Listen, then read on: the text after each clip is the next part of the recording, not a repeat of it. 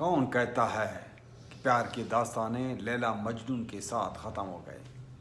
یہ اجڑا ہوا شخص کوئی اور نہیں بلکہ مشہور بلوچ شاعر اور رائٹر راشد دیدار ہے۔ راشد دیدار اپنی مدہوش زندگی میں ایک مجنون ہے جس کی لیلا اس کی شاعری میں قید ہے۔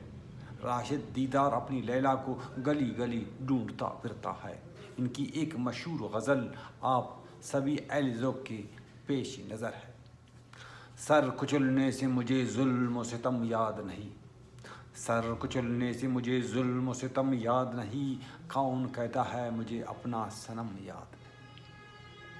میں تو روتا ہوں کبھی یاد اسے کرتا ہوں، میں تو روتا ہوں کبھی یاد اسے کرتا ہوں، تم جو دیتے ہو مجھے اتنی قسم یاد نہیں۔